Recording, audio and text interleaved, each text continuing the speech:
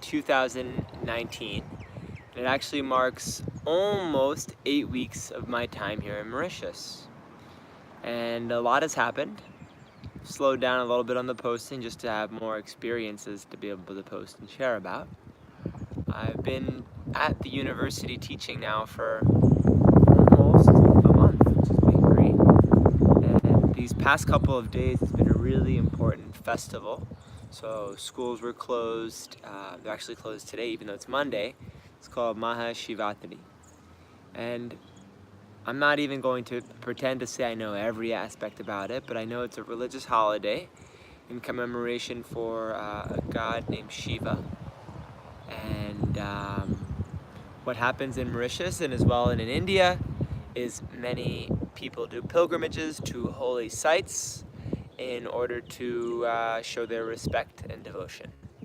And I ended up doing a short walk. Well, actually it wasn't that short. It was like 11 miles or 17 kilometers one way. And how it occurred was people start in their relative cities where they live, or villages, and they walk all the way down to Grand Bassin, or up to Grand Bassin based on where they're coming from. And this is a place, I think they call it in Hindi Ganga Talao, in my American accent, and it just means the holy lake, or the lake that's connected to the Ganges. And my understanding was that at some point in the history, that was actually a volcanic crater that somehow was filled with water from the Ganges. I'm not sure if it was brought there spiritually or what the exact story was, but it became a holy site for Hindus who live in Mauritius. And they go there by foot, sometimes carrying really large cajols, which are, I guess you could call them, they're these metal structures, so they could be made out of wood, and people carry them on their backs in large groups of, could be 5 people up to 30. And they're really big, and on them they have different elements of Hindu mythology. So there was Krishna, there was Shiva, there was Ganesh, just different elements of the story of Hinduism. And I walked quite far. It was a good 4 or 5 hours to get to this holy lake. And all along the way, people were handing out food and water and vegetables, fruits. And it was a really pious time for people to be able to help, if they're not doing the walk, to help the pilgrims. And people walked maybe up to 2-3 days in order to get there. And I only walked a couple hours, so I felt that it was actually easier for me than what others were doing, and it was still hard.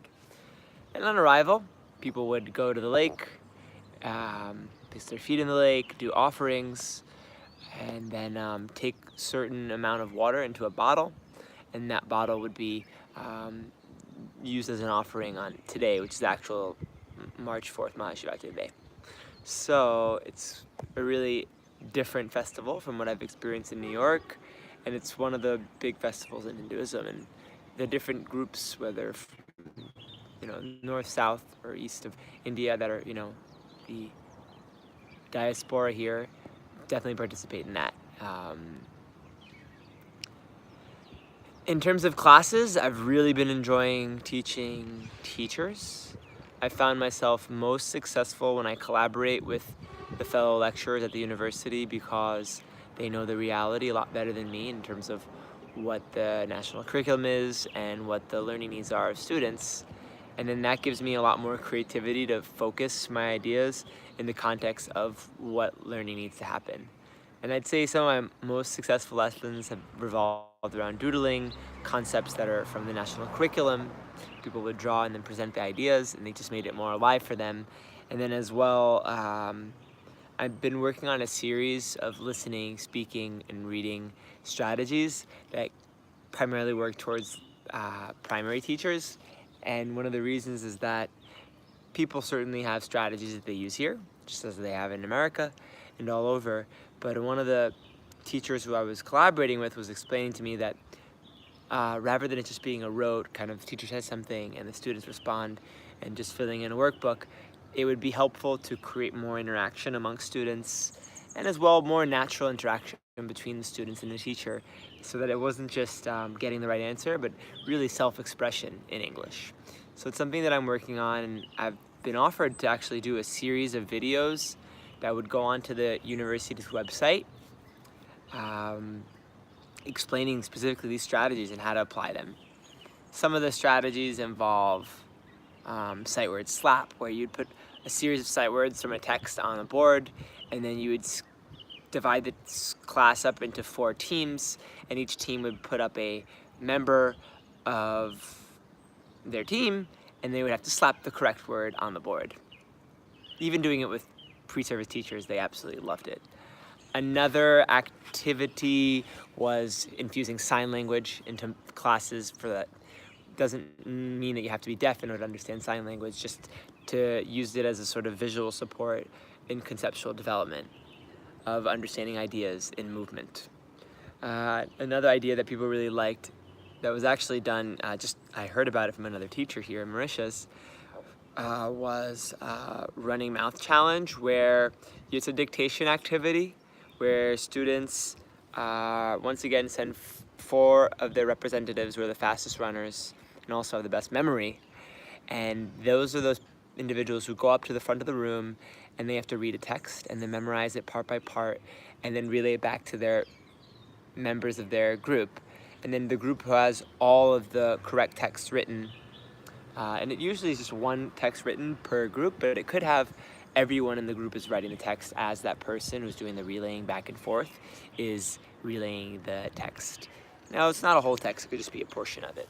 But the aim is to really just make information more fun, more interactive, more about a relationship amongst students rather than just ideas.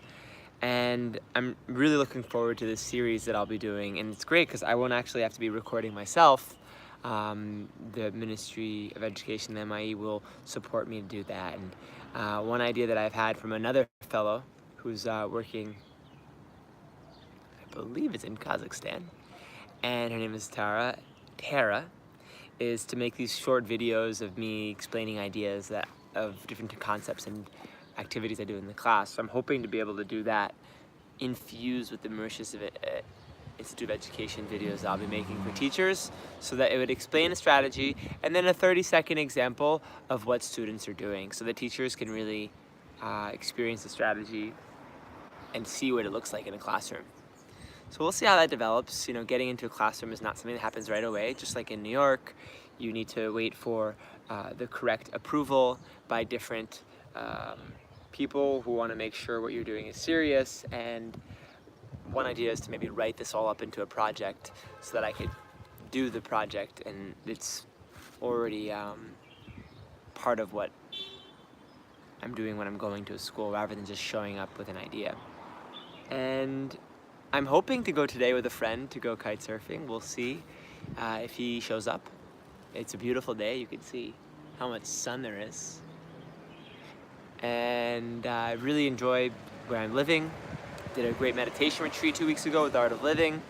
Learned some great techniques in order to breathe more clearly, think more clearly, and take care of my body and mind, which is something that I'm also aiming and will do with my pre-service teachers.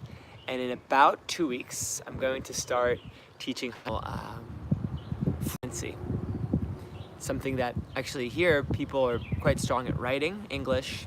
Kind of the reality is written English in school, but this reality of spoken language is in English. It's more Creole, possibly French. So there's these different streams that are occurring linguistically within a classroom, within someone's home, within a place that a religious, place that one worships, and in the street. So there's different languages that are occurring in different contexts, which creates a really unique dynamic.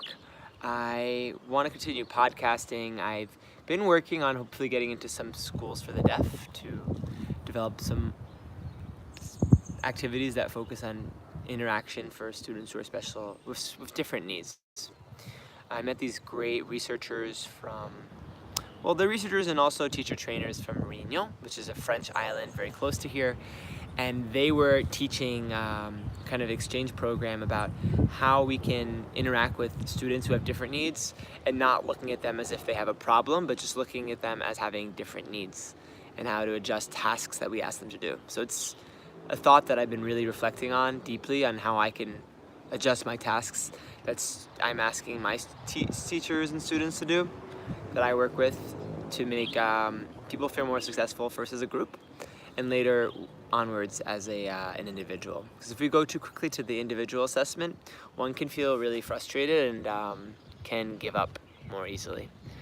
I think what'll be interesting about the different places I'll be doing conversation classes is that 2 of the cities are have a lot more resources. They're more bigger cities, and one of them is a smaller city that doesn't have as many resources going there. So it would be really great to interact with those students who have very different realities and who come from a more rural area.